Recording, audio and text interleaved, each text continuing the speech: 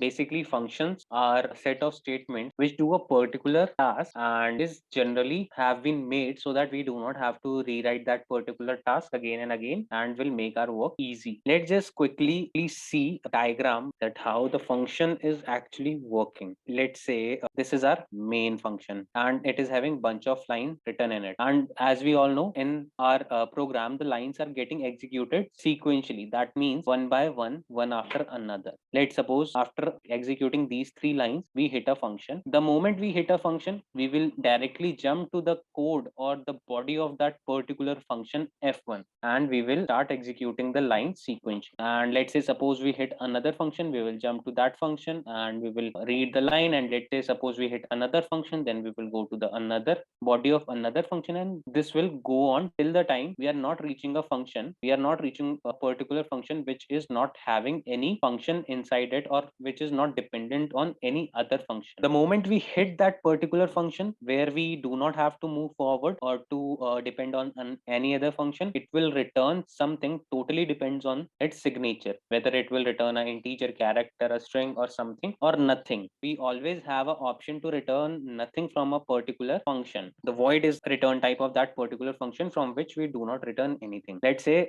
this is the particular function where we hit it and there is no other function on which this body is dependent. We returned, executed the remaining lines, and then we again returned to the function where it was called, and we will start executing all the lines after this particular function. And after this, we will return back to the main function and execute all the lines, and that's it, and done. And after executing successfully from main, we return 0, and that's it, and that's done. That's how the functions work. I hope you all gets a brief idea that how the functions are working. We have to we There is no particular default type, Jyoti. We have to define what will be the return type of functions in particularly in C++.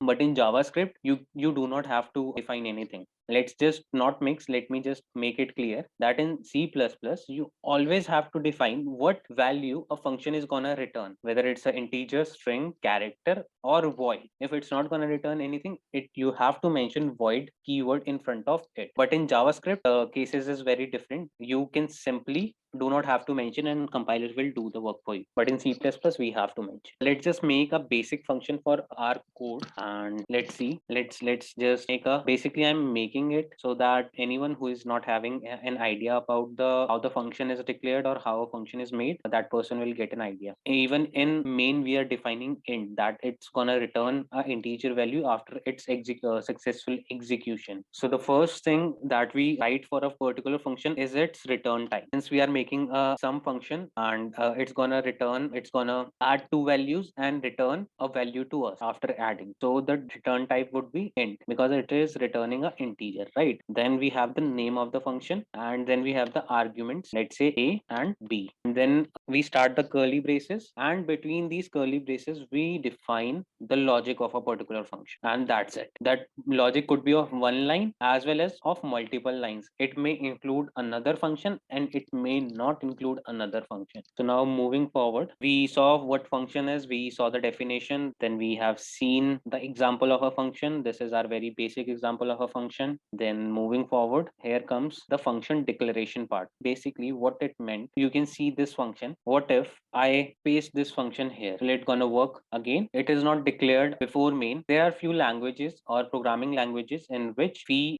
have the concept of hosting or hosting, whatever you want to say. In that, what it actually do, it basically moves a particular function before the line of its execution. But in C++, we do not have it. So what we can do, we can simply write like this, and that's it. I hope the declaration part is clear to everyone. Moving ahead, we have basically syntax to know how the function is defined. It is the same thing which I have shown you with the example, that firstly we have to write the return type of the function, then the name, firstly the return type, then the name of the function, then in the brackets we have the parameters list or the argument, you can say, and then we have the curly braces starting and ending, and between them we declare the logic. This is what these things are saying, syntax and function definition and all that stuff. And the function calling is a part or is a place where the function is called. This is what we call a function call. We have basically two types of functions with us: built-in functions and user-defined functions. Basically, your main,